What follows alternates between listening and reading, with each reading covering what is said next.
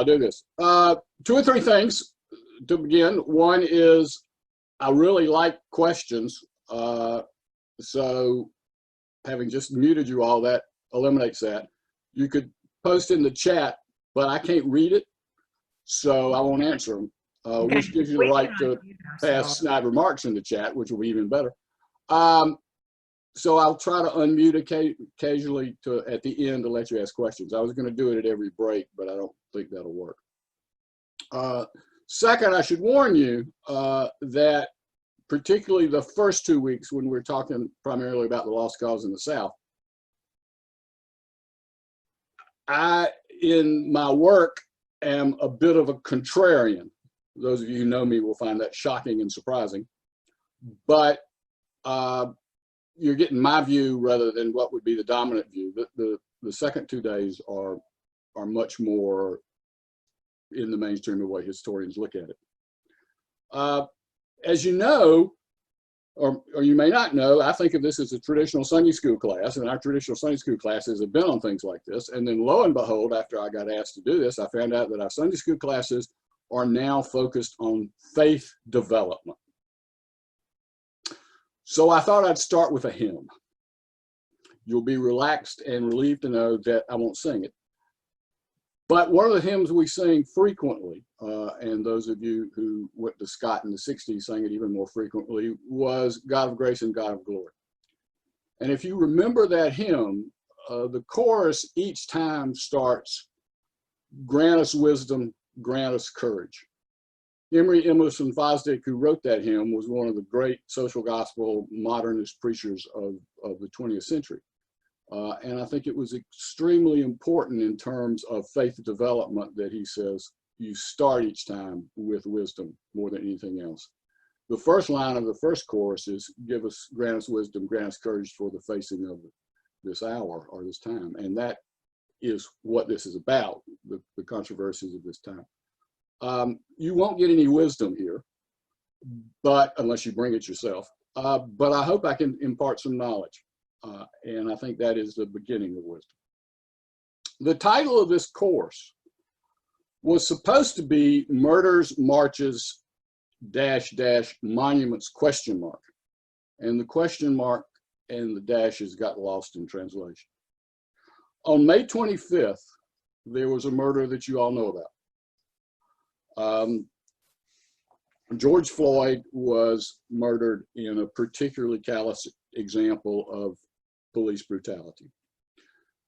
Almost immediately, there were across the country a series of marches and demonstrations. 5 days later, in Richmond, a statue to Robert E. Lee was defaced with painting saying Black Lives Matter, no more white supremacy, and blood on your hands. The governor of Virginia shortly thereafter called for removing the Lee statue from Monument Avenue. It's still in court at the moment, but may happen yet. 2 weeks later, people in Richmond pulled down the monument to Jefferson Davis. I actually was sort of pleased with that because I thought, if anything, Davis should come down before Lee. Not long thereafter, you also had the United States Navy banning the use of the Confederate flag.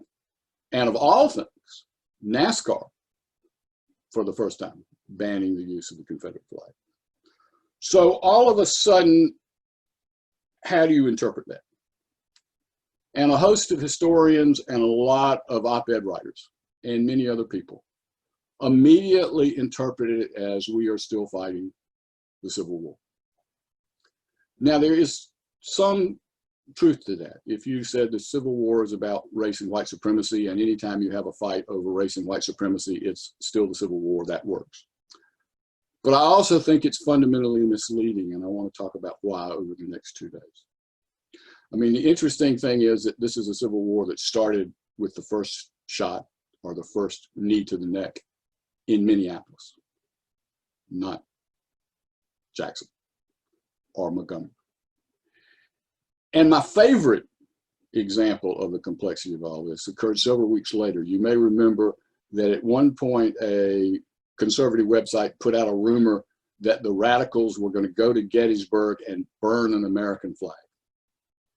And in response to that, right-wing groups rallied to stop that, including a motorcycle gang that rode to Richmond to defend the American flag, flying Confederate flags from the back of their motorcycles. So I think what we're facing is far more complex than simply to say it's a continuation of the Civil War. It's clearly about race and white supremacy, but it's clearly about race and white supremacy in some interesting and subtle ways that help us think about things in different terms and see the world and the need for action in different ways. Clearly, it's tied to the Civil War. You can't have an attack on Confederate symbols without it being tied to the Civil War. Americans have always been somewhat fascinated by the Civil War. Americans have tended to celebrate the Civil War. It's really kind of a bizarre irony that we celebrate what was essentially the greatest mistake in American history and the greatest failing in American history. In other words, what the Civil War was we couldn't figure out a way to make the Declaration of Independence real for 4 million African Americans without killing 750,000 people, which is hardly a testimony to American democracy and American success. So it's strange that we celebrate it. I don't think we celebrate it as much now as most people do, but we still talk about it. And most importantly, people still see it in very different terms. If you look at polling data, only about half of Americans will answer yes if asked if the Civil War is important and something that should have implications for today. And actually, those numbers who say the Civil War still has increasing importance are higher in the North than they are in the South, something we may come back to later in next week's class. If you ask people what caused the Civil War, you see an even more interesting development and division. If you flat out ask them, was the Civil War about slavery? A small majority, usually between 50 and 55%, will say yes. If you ask a multiple choice question, was the Civil War about slavery? Was it about states' rights? Was it about something else? States' rights will then come out as the highest percentage, with slavery going down from the low 50s into the high 30s. So we're still fundamentally divided over the way we look at the Civil War. What's going on today, in my mind, is to start with those divisions. What we're looking at today is less a continuation of the battle of the Civil War than a battle between memory and history, or even a better way to say it may be between memory and the past.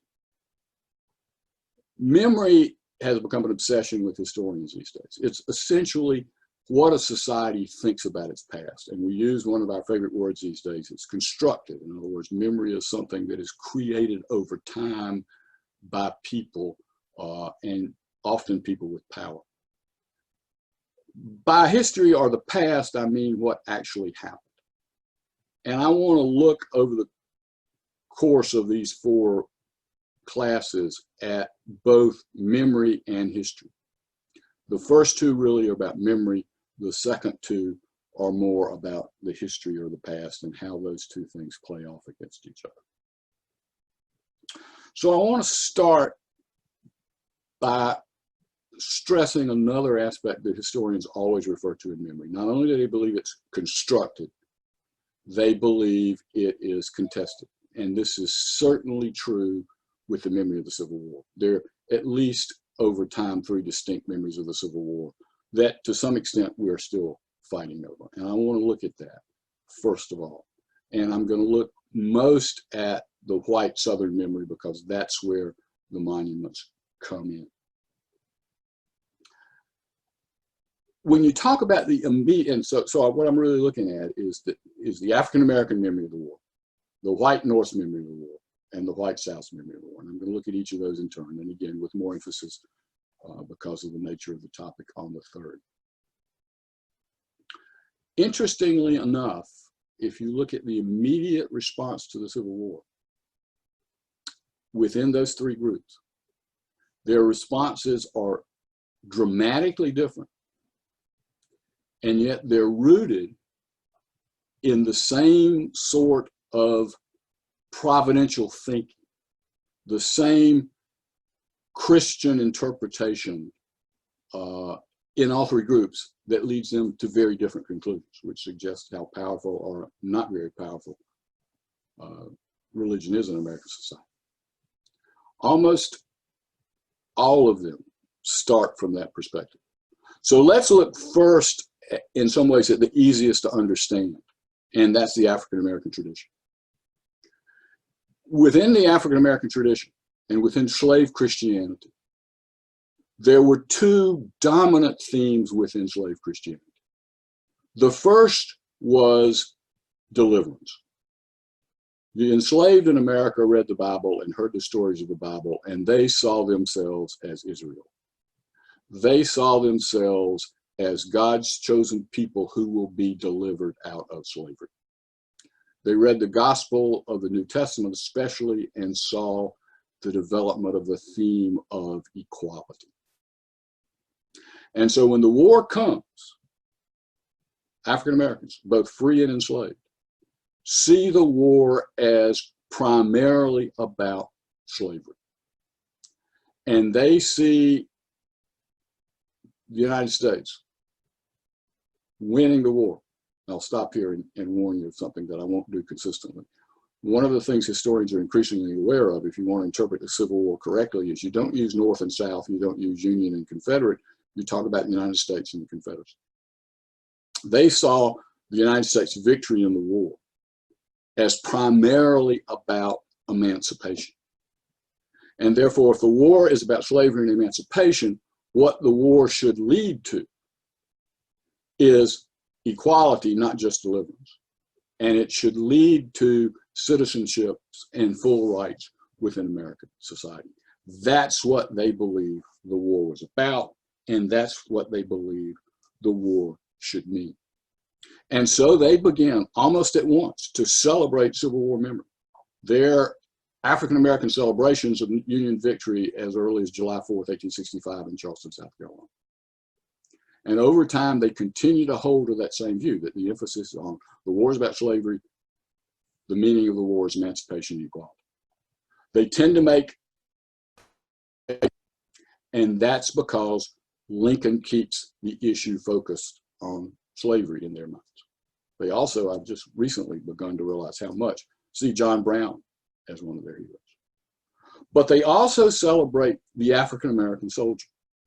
Over almost 200,000 African-Americans served in the war, and they become heroes within the African-American community.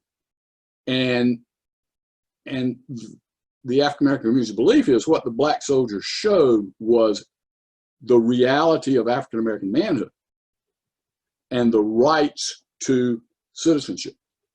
So you begin to see very early within the African-American tradition that what the war means is emancipation and equality. And they celebrate that. And it begins almost at once and it continues. There were various things they celebrate. One in Texas was June 19th, which you hear now a lot about Juneteenth. It's one of those great ironies of our present day that the president has an ability to make something important by opposing it. And Juneteenth is much better known now than it's ever been before because of his poor timing. For the most part, Juneteenth was not a national celebration. Most African-American communities probably say they'll celebrate January 1st or July 4th, Emancipation Day, or the traditional July holiday.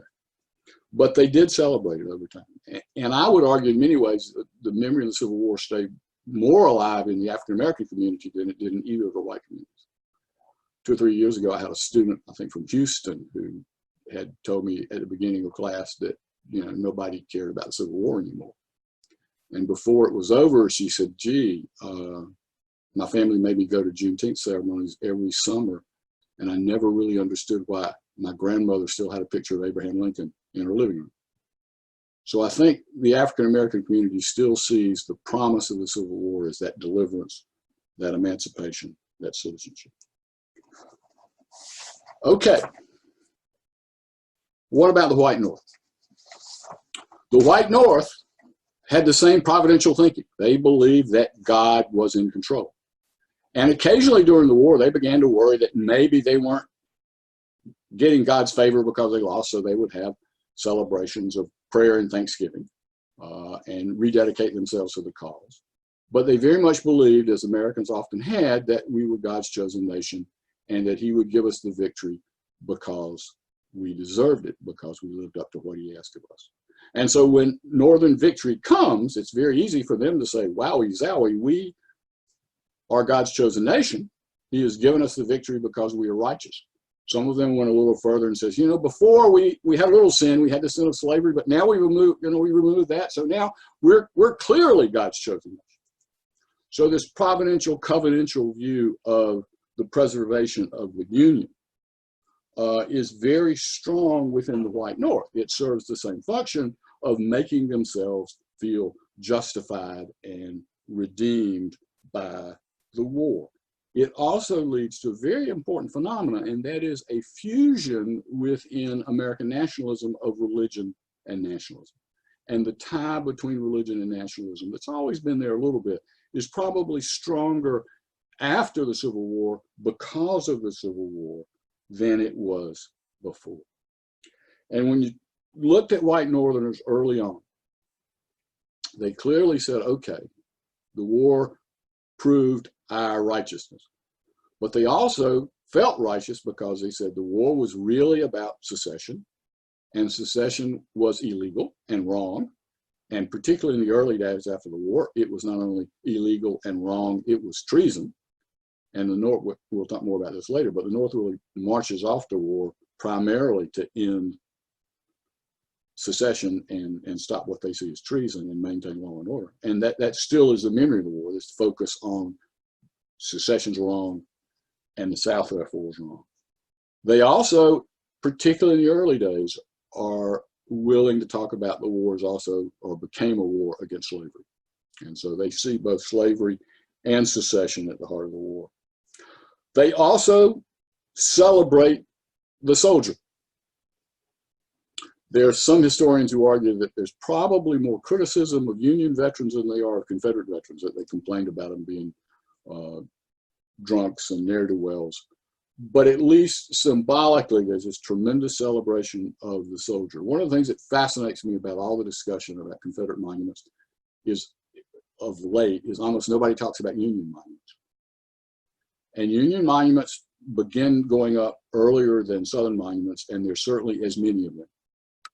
And so there is this tremendous celebration of the Union soldier, just like there is of the Confederate soldier, which I think becomes a very important point to remember. They also developed in the late 19th, well, really right after the war and into earlier than the South, a whole structure of celebrating Civil War. They begin to celebrate very early Memorial Day as a celebration of the Union sacrifice for the troops. The origins of Memorial Day is a hotly contested issue among historians. Some historians focus on that July celebration in 1865 in Charleston and say African Americans started Memorial Day. Probably started in the South among white Southerners 2 years later, but the North quickly adopts it. The North has a major organization of veterans, the Grand Army of the Republic. They have an organization of women who support the Grand Army of the Republic.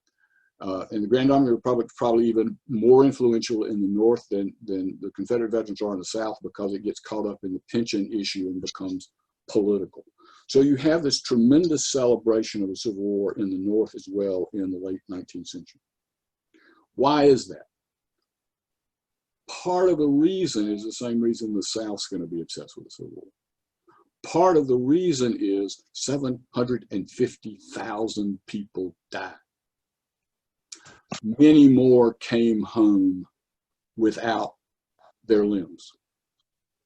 A Northern magazine ran a contest once in the late 19th century to write with your left hand if you were a wounded veteran. and had lost your right arm. 300,000 people entered the contest. So everybody's looking at the meaning of the Civil War in part to justify this incredible loss of life and carnage that the war brought. They want to make sense of it. It's also tied to the rapid social change of the 1880s and 90s. In other words, America is undergoing a tremendous change. It's becoming much more integrated with the rise of a market economy, with the railroads. And with that comes labor unrest and radical changes. In many ways, the late 1880s looked like the period you're living in, with people protesting in the streets and challenging each other.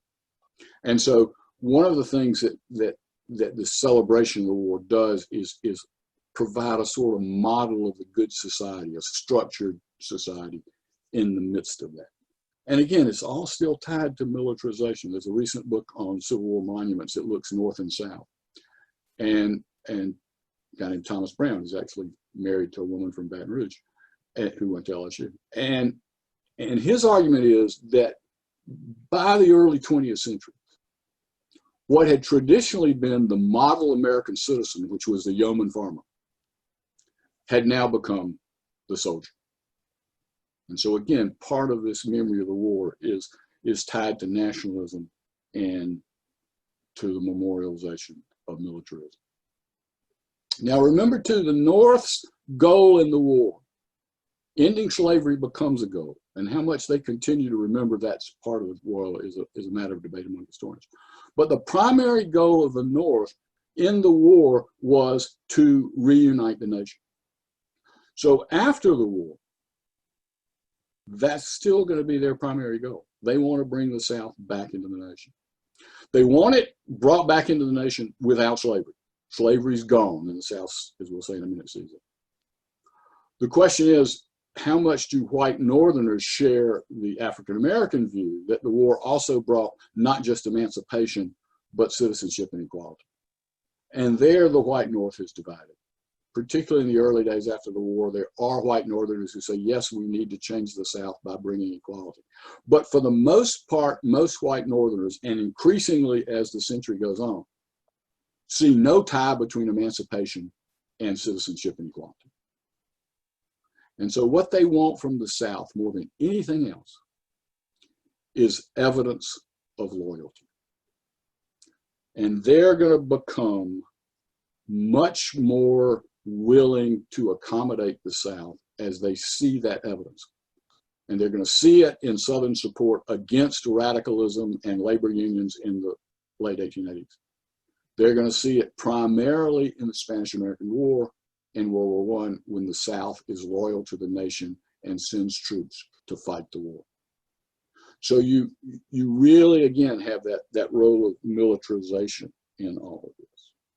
So you've got the African-American tradition, a very strong tradition within that community, seeing the war as about slavery, about emancipation, about the promise of citizenship and equality.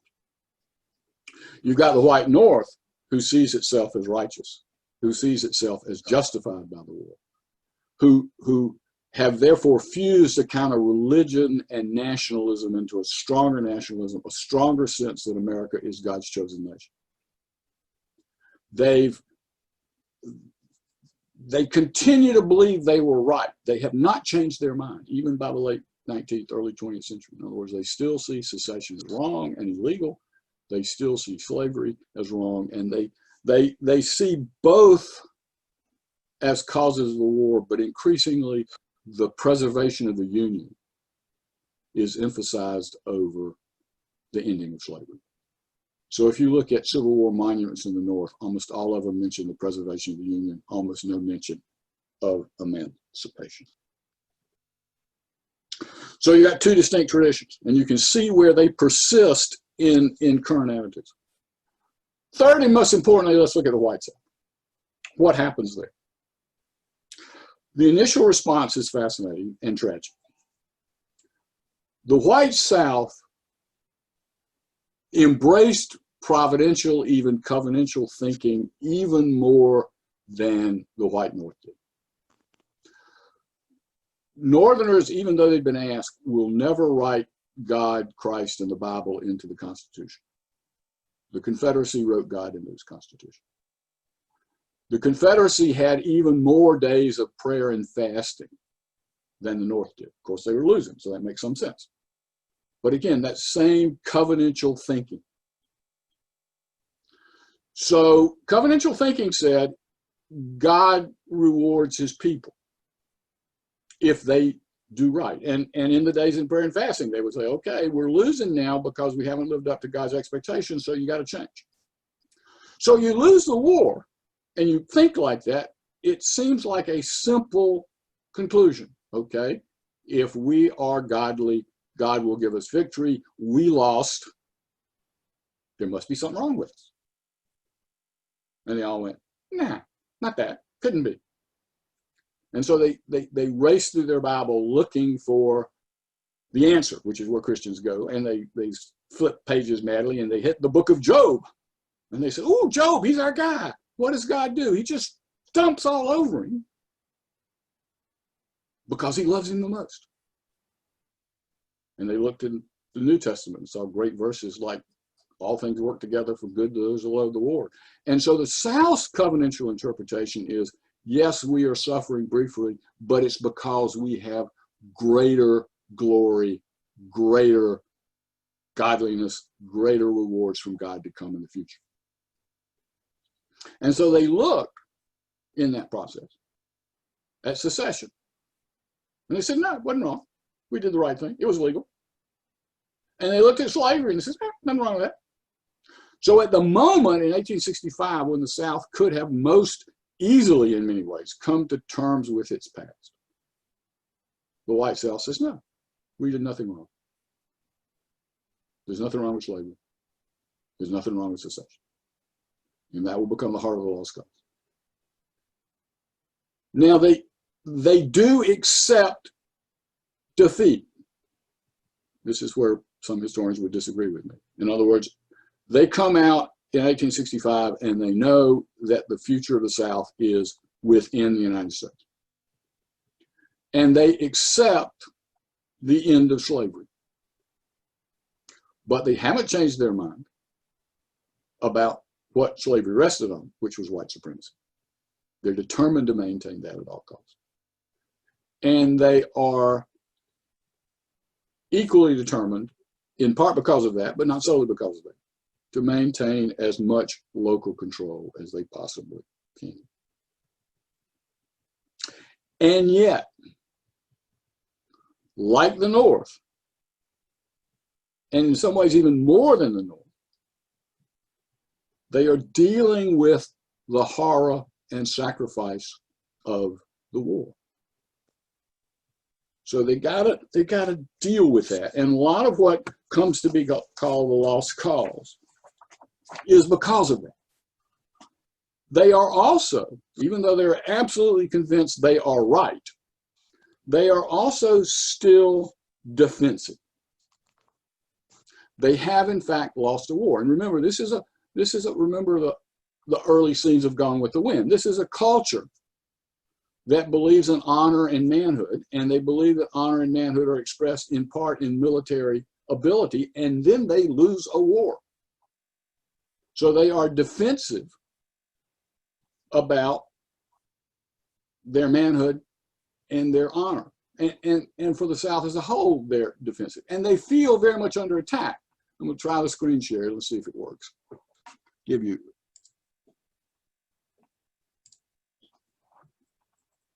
They are sometimes attacked. This is my favorite example. Jefferson Davis is captured at the end of the war and grabs his wife's raincoat, which leads to a whole series of attacks on Southerners as unmanly because their president is captured wearing women's clothing. Well, we may not see any slides because it's not moving. Okay, well, I'll work on that for next week and see if I can show you more slides. Somehow I couldn't get my PowerPoint to move when I was in the screen share. Okay, so they're defensive and worried about their honor. What the South wants, if the North comes out of the war over time in the late 19th century wanting evidence of loyalty, What the South thinks it needs, the white South, is testimony to respect. In other words, they are still very much worried about getting Northern respect. It's one of the great secrets of Southerners who always act like they don't like Yankees. They care deeply what they think about. And so the South comes out of the war very much interested in testimonies to respect. So out of those factors and others comes this movement that you'll read about all the time called the Lost Cause, which has become, for historians, simply a shorthand word to describe the South's memory of the Civil War. If you look at that memory of the Civil War, if you look at the Lost Cause, I would argue that it goes through at least 2 or 3 stages. The South's initial corporate response, the first sort of definition of this Lost Cause, is a process of mourning. And so they create cemeteries for the Confederate dead, and they spend a lot of time making sure the Confederate dead are buried with proper honors. They create, in 1867, Memorial Day, which is a community ritual of bringing flowers to the graves of Confederate soldiers in the cemetery. In most cases, a very solemn occasion. People wore black.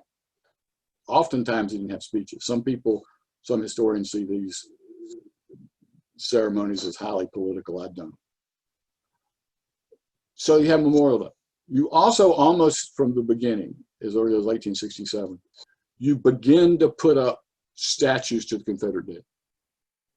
And for the first 10 to 15 years after the war, the majority of those statues go up in cemeteries, and they are funereal in design. Most often just a simple obelisk that you often still see in cemeteries today. So for the first years after the war, the South's focus is on mourning. A lot of that, as it is often in the North as well, a lot of that is mourning for individual soldiers who are dead. But I would argue in some ways it's also a corporate mourning for the cause. It is putting the major goals, independence, slavery, a Confederacy, behind them. Very quickly, that mourning will turn to celebration. So at the heart of the movement of the Lost Cause, between, say, the late 1880s and World War I, you have a celebration of the Confederacy. Memorial Day continues. Memorial Day is often run by women's groups that continue to run Memorial Day. I would argue that if you look closely, Memorial Day becomes slightly more celebratory over time. You also create the organizational structure that you occasionally still hear about in all these debates. You have the creation of the United Confederate Veterans, which is a region-wide organization of Confederate veterans. You have, a few years later in 1895, the creation of the United Daughters of the Confederacy, which in its early stages brings together not only women whose ancestors fought in the war, or fathers or brothers fought in the war, but women who went through the war themselves. You also have the creation of the United Sons of the Confederate Veterans. So the interesting thing, unlike today, where you hear all about the sons and not as much about the daughters, in the 20th century, the sons are the early 20th century, the sons are pretty much a flop, and the daughters are very, very influential. Most historians would argue that the daughters are more important than anybody else in shaping Southern memory. I think through the 90s, the veterans themselves are still going on. Now, in this climate of the 90s into the World War II, you have all sorts of rituals beyond Memorial Day. The United Confederate Veterans have reunions. And the reunions don't just bring together people who served, but people all over the South went to the reunions. Some of the bigger reunions had 100,000 people at them, only 10,000 of whom were veterans. And the reunions featured speeches, and all kinds of ceremonies. But the most important was the Parade of Veterans. And they had a veterans parade in which people stood on both sides of the street and cheered as the veterans marched by, organized not by units, but by the camps or the local chapters of the UCV. They found at reunions that they had to schedule the veterans march at the end of the 3 days, because if they had it the first day, everybody left. In other words, part of what's going on here, again, is a celebration of the Confederates and of their sacrifice. This is also when the vast majority of Confederate monuments go up, between, say, 1890 and World War II. And they now go up not in cemeteries, but on courthouse lawns and town squares. And they no longer go up in funereal design, but in most local monuments, you also have monuments of the soldier. I have great pictures of all this, which is not working. Let me try one more time on that.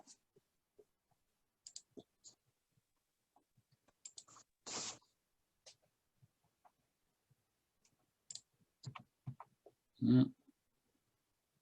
Let me see if I do it a different way.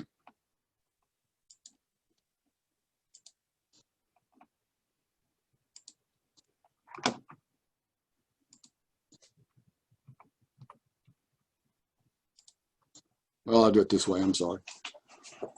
That's a chart that will give you some sense of the shift of the monuments. In other words, you can see in the early stages how much it's funereal and in cemeteries, and changes over time.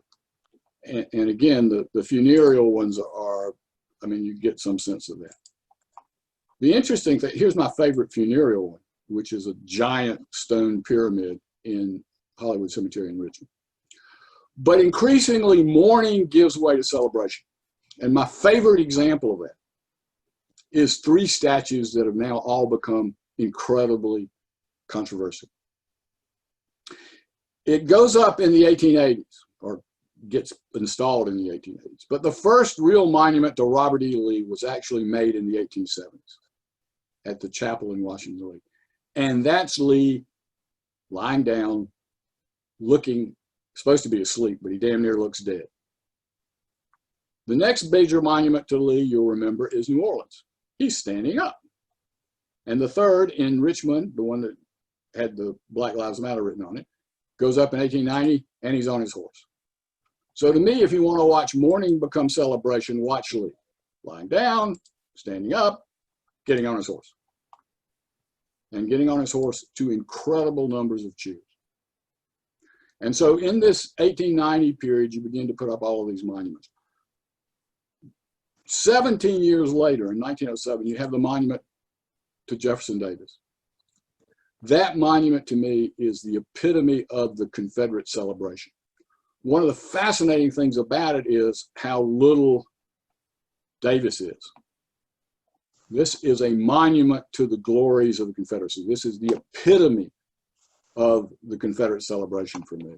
And this is Jefferson Davis in the midst of that, lecturing from a law book, saying, by God, we were right. You may remember that we took down a statue in New Orleans to Jefferson Davis. That's the exact same statue as the one in Richmond. The woman in New Orleans who got it put up wanted to get his arm put down, but she couldn't raise enough money to get the statue reconfigured, so she just had to buy an actual casting. But most of the monuments, here's another example of celebration. This is in Arlington National Cemetery, which goes up in 1912. But most of the monuments look like this one. Does that one look familiar? That's the Confederate monument that goes up in Baton Rouge, which we'll talk about more next time. But this is what you're used to. These are the Confederate monuments that you think about the most. And those become the typical monuments of the early 20th century. This one's fancier than most in Montgomery. Now, the other thing about the monuments that people forget about is that it was commercialized.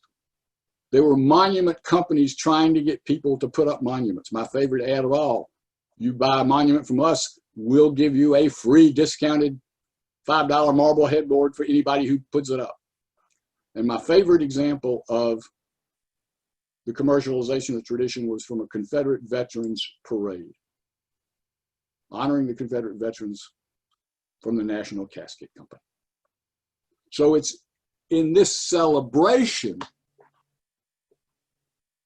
that you begin to have the lost cause at full throttle. We are now actually at 45 minutes, which I think is all the time anybody can Zoom. I'm not even halfway through. So what I want to try to do is unmute everybody. Well, let me say one more thing and then I'll unmute. Why this celebration? Why this incredible set of rituals and monuments at this point? Again, part of it is just the same as in the North. They're making sense of the sacrifice. They're acknowledging the sacrifice of the soldiers. Today, if you serve in the military, what do people say? They say, thank you for your service, and you get seated earlier on airplanes. The monuments were a much more profound version of the same thing. But it's also a celebration in response to the defensiveness that both the veterans and the region still felt about their cause and about their manhood. But it's also, as memory often is, it's a response to the social changes. And what the Confederate celebration, and I'll stop here and pick this up next week, what the Confederate celebration offers is a vision of the good society. And that good society is a society run by aristocratic leaders with loyal common men who follow that leadership. They follow it in war. This is part of the same militarization you see in northern statutes, but they also follow it in peace. Its message is one of deference to aristocratic leaders. It's also a society and a vision of society in which you have subordinate and supportive women, and you have subservient and loyal African Americans.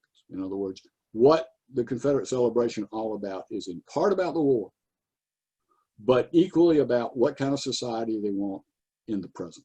And that's very much a highly structured society of deference to leaders and subordination, both by women and lower class whites and African Americans. I'll try to show that better next time in the vision of society that comes through with that. Now I will try to unmute. Can you unmute yourself? Yeah, I just did. Yes. So if you got questions, unmute yourself and I'll do what I can to answer. I have a question, James. I think you can just jump in. I won't go. I think your point about memorialization is a good one in the sense that when people put up memorials, it's really more about them than it is the people they're memorializing, even if that's not their intention. Yes. But I would add to that, I think that's more true in the 90s than it was in the 70s. In other words, in that first stage, they're still loyal to the dead.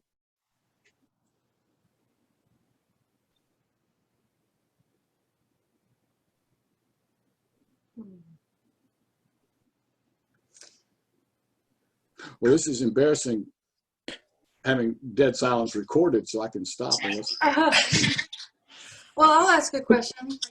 So I seem to recall when we moved to the South, somebody told me that Memorial Day was a Northern holiday, and there were places, I don't know, that there was a reluctance at some point in the South to celebrate that. You know, that it was a holiday that Lincoln invented or something. Lincoln, You said, yeah, you said it sort of started here. So no, yeah. Where did that come from? Okay, good point. Excellent point. It starts in the South, and there's never a unified Southern Memorial Day. They use a lot of different dates. So in Louisiana, for instance, it was June the 3rd, Jefferson Davis's birthday, still is. Other areas, it was earlier in the South. So there's no one fixed date. The North adopts Memorial Day, but uses a different date. So that's what you're hearing, that there were two different Memorial Days celebrated at different times. After, I think it's in the 1960s, you begin to make Memorial Day a celebration nationally of not just Civil War veterans, but all veterans, all loss of life. And the South has re-embraced that, but it still has Confederate Memorial Day.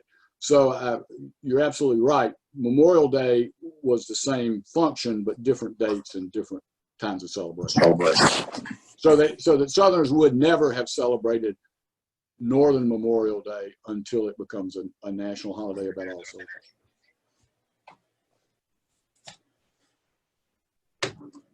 Hey, James. It's Yeah. Ann Jones here in Mississippi.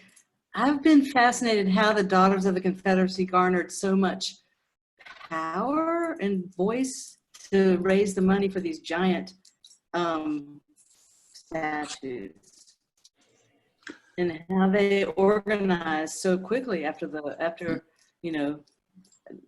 war. But also at the same time, we've got this, the suffragettes and their voices. And was there do you see any influence between the Daughters of the Confederacy and the suffragettes, or was it really trying to redefine the role of women? Yeah, that's a great question, and something I had finessed.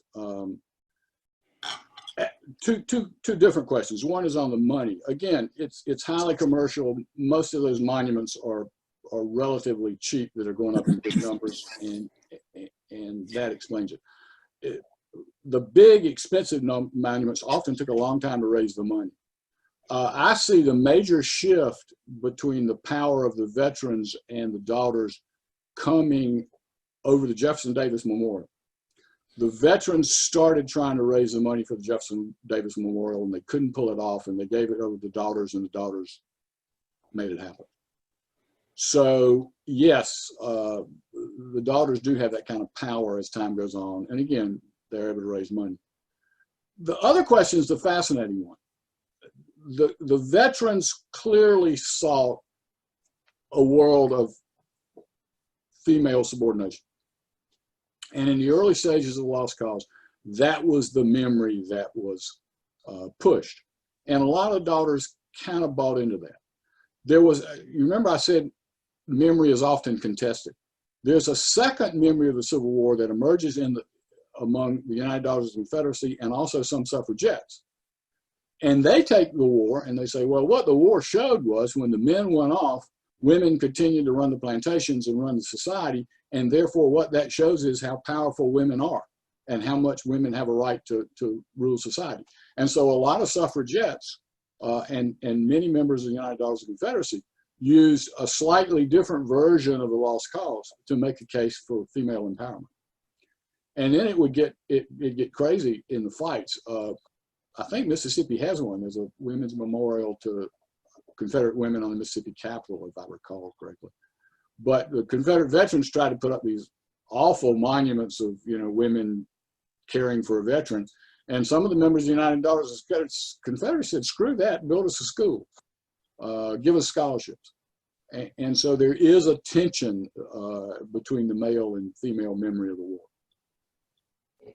James, is Yes.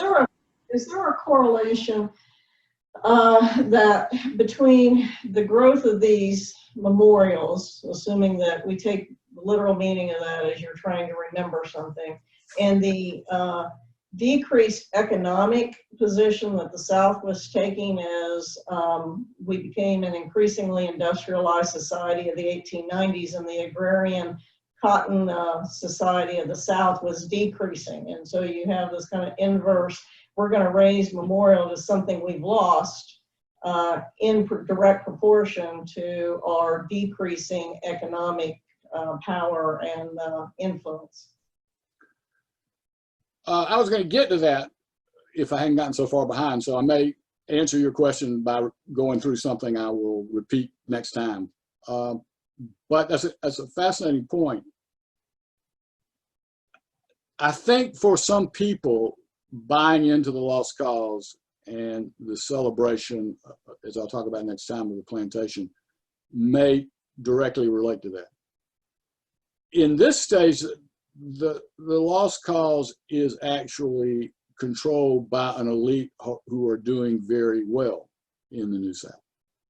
And so I don't think that's their motivation. Moreover, my argument would be that loyal common man is in fact part of adjusting to that new social order by providing a loyal workforce and other things. What's fascinating is one theme of the lost cause. It develops, I think, later than the other themes, to most people's surprise, is the notion of the destruction of the South by the Union Army and especially by Sherman.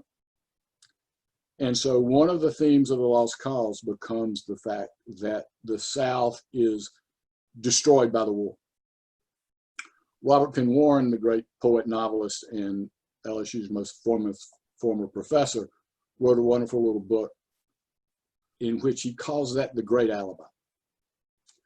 And that what white Southerners will do for the next 100 years is every time somebody talks about that poverty, you're talking about our failings economically, they would say, it's not us, it's because the Yankees destroyed the South in the Civil War.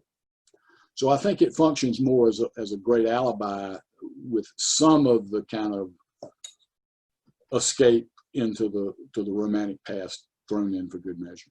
But I don't think that's the driving force. I think the fascinating thing is that at this stage, very much different from the current stage, the lost cause is controlled by the same economic elite that's driving the South's change. And the wonders of the great alibi is that it blames on the Yankees what are the bad economic decisions made by the Southern elite.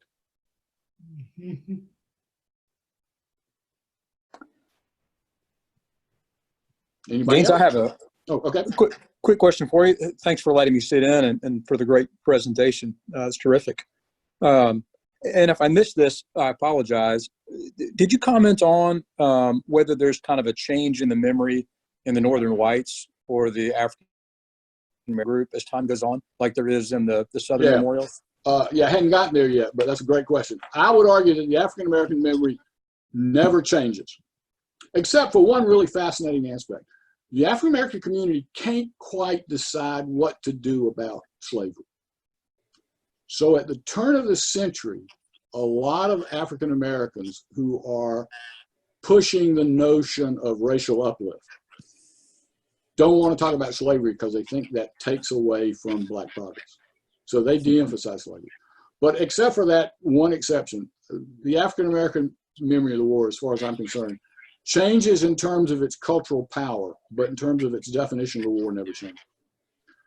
I would argue the white North doesn't change that much, but in the early 20th century, and certainly by the 1920s, and I may try to do this with Robert E. Lee next time, the white North still thinks it's right, still thinks secession was illegal, if not treason, still thinks the war was about slavery and emancipation was a good thing. But since they don't care about African Americans, since you've got as much racism, almost as much racism in the North as you do in the South, they are willing, having seen in particularly the Spanish American War and World War I, Southern loyalty, which is what they wanted, evidence of loyalty. They are willing to say, oh, well, everybody was brave, everybody was honorable. We're just not going to talk about the issues of the war. We'll talk about the glories of the military experience and how the war led to national unity in the end. And so to that extent, the North doesn't change its view, but it changes what it wants to talk about, and they consciously do it to make Southerners happy. So do they continue building monuments through the 1920s and things, or do they stop? The Northern monuments tend to be earlier than Southern monuments, and they tend to be, they tend to die out more than Southern monuments do. And you don't have, we'll talk about this next time, I hope, not at the rate I'm going. You tend to have a little surge in Southern monuments in the 60s and just recently that you don't have in the North. Gaines, could I make an observation and then ask you a question? It's interesting that the Spanish Civil War, which was such a devastating event for those people, as you know, following the war, they've created this enormous monument, the Valley of the Fallen. And when you go there, you can't perceive that there's a triumphant side to it. It's sort of honoring, I guess, everyone, but there's no particular differentiation that I could perceive between the two sides. It's an interesting way to have a national monument as opposed to one that's for one group or the other group. But the question I wanted to ask you, you mentioned Confederate Memorial Day, and I know that at some time in the past, and possibly even still yet, Confederate Memorial Day was a legal holiday in Louisiana, and I think it is still a legal holiday in many other southern states. I'm wondering, how controversial has that been? Because you don't hear anything about it. Yeah, that's a good question. First of all, before I forget, I'll email you. There's actually a book that compares the memory of the war in the South with the memory of the Spanish Revolution war, talking about the kind of things you talk about. Though again, they always act like the Spanish did much better than the South did, but right now the Spanish have a really serious secession movement and we don't. But on your question on Memorial Day, my understanding is Confederate Memorial Day in Louisiana is still a legal holiday, but not on the list of ones we actually observe. And I think that's true of a number of southern states. And so I think it's less controversial because it doesn't really, nobody gets to go home from work, so nobody talks about it much. And where you have the controversy is like in Mississippi, where you have a Confederate Heritage Day that they still celebrate, and that creates problems. It's really interesting on that. I have a colleague, a former colleague who some of you knew, who grew up in a small town in South Carolina even earlier than I did, and he could still remember being let out of school to go march to the cemetery for Confederate Memorial Day. I give a Southernness test for the last, well, more years than I want to admit, to my students, and one of the questions was, have you ever been to Confederate Memorial Day? And I've never had a student who'd ever been, nor a student who knew when it was. So I think it's not controversial because nobody pays any attention to it. Gaines, will these recordings be made available in some way, not just put in a library? You've noticed how well I've done with the technology so far. So the theory is, yes, they will be posted on the UPC Facebook page, but that assumes Gaines doesn't screw up some more. Yeah, thank you. Good job, Gaines. Thank you. Anybody else? I just have a comment, Gaines. Being from California and coming to LSU, it never occurred to me that the reason LSU did not have Memorial Day was because of a historic reason. My assumption was always that we had to give up a holiday to get the week off at Christmas. So it's really interesting to Larry and I that this was a thing. Yeah, for a while it was. Yeah.